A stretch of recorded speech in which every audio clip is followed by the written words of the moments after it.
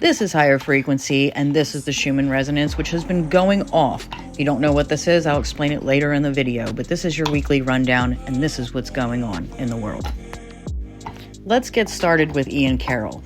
Before Candace dropped her text messages this week, which we will get to, Ian Carroll came across these two gentlemen talking about what happened, and he's shown this picture here, which is an image of the aftermath, and I have to be careful about what I say, but it points out that there is minimal fluids in the area.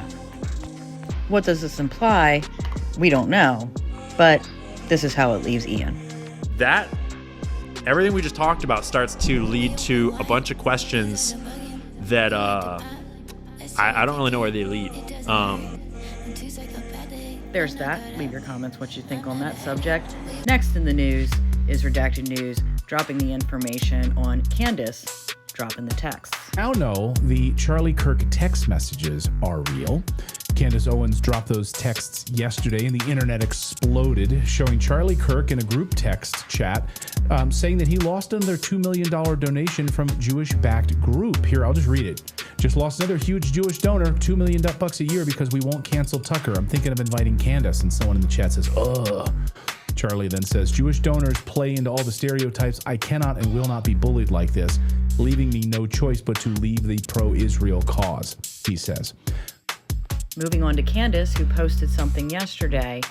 She is talking about one of the gentlemen in Turning Point that is now pushing a book.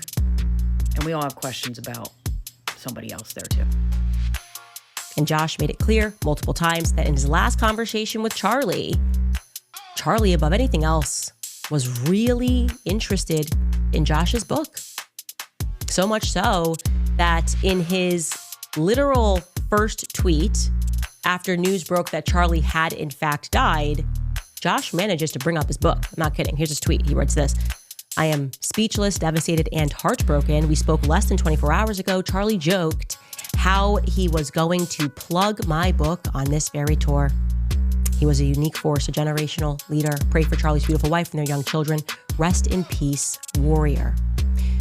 And as you saw yesterday, Josh never forgets to plug his book. He never once forgot to plug his book. A few days after Charlie's death, he went on JTV, which is on the global Jewish channel, to discuss that last call with Charlie further with a host named Ali. And here is what Josh says about his book.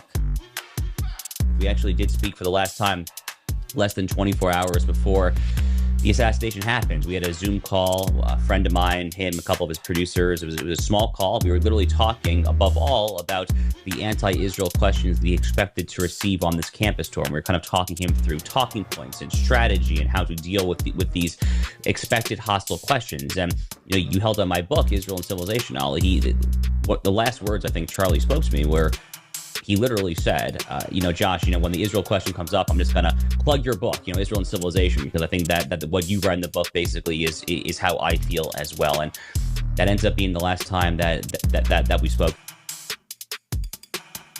Well, you heard him. This is my opinion and my opinion only. That is suspicious. Moving on to more in the news. You should know that the climate change people want to take your inhaler because greenhouse gases. Yes, really, you should suffer because of greenhouse gases. Here's a new study from JAMA that claims that asthma inhalers are contributing to climate change, and they want doctors to push patients towards more eco-friendly asthma remedies that don't work. I'm going to show you that. In this news clip, she goes on to explain that they want people to use powder inhalers, which are not recommended for children or older people or someone who's actually having an asthma attack. In other news, there is a certain group, a certain country, that is apparently starting to target certain churches. So when you go into church, your a device is pinged and now you are part of a marketing scheme. So it strikes me as convenient to track Christians at a time when they are super motivated. What do you think? I know that that's not in your documents. I'm just asking you to respond to that before we let you go. Yeah, I mean, it's an effort to meet people where they are. I mean, I find it a little bit cynical. The fact that a lot of people are looking for answers, a lot of people, are showing up on Sunday because they, for a number of reasons. People go to church for so many different reasons that are very personal to them, right? And the fact that you would be targeted by a foreign government in that way while you're trying to get, worship is, I find deeply concerning. Again, my opinion, that is concerning. On to other news, which is about 3I Atlas. NASA and the U.S. government hiding the first HD images of the 3I Atlas, this interstellar object, from all of us. This mysterious object just flew right by Mars on October 3rd and 4th, and NASA has some of the most advanced satellite images and satellites orbiting Mars, and reconnaissance instruments that are actually tracking this object. Astronomers were able to process data from the Mars Perseverance rover that gave low resolution images of 3I Atlas on October 3rd and 4th, but high resolution images from the orbiters have still not been released by NASA. Why? These guys go on to discuss why they think that might be, what the deal is.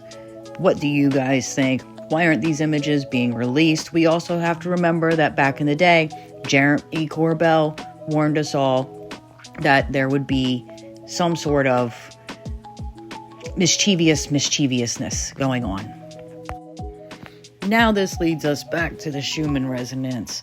And as you can see, the more that truth is, either we're having lightning storms, because lightning storms can cause these kind of pops, but otherwise are just having continuous lightning throughout days.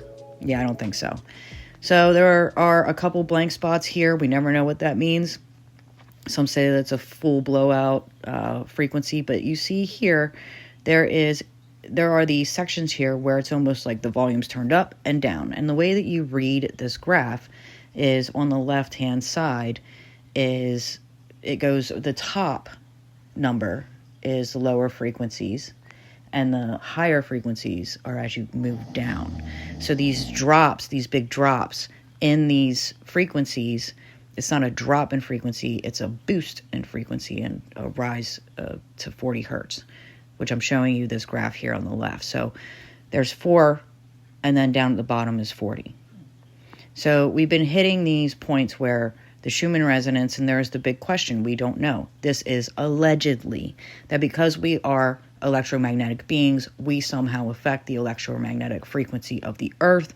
Therefore, when we resonate in a certain way, truth, peace, love, gratitude, all of those great things, or the want for those things, we can somehow affect it. This is allegedly, TikTok, allegedly.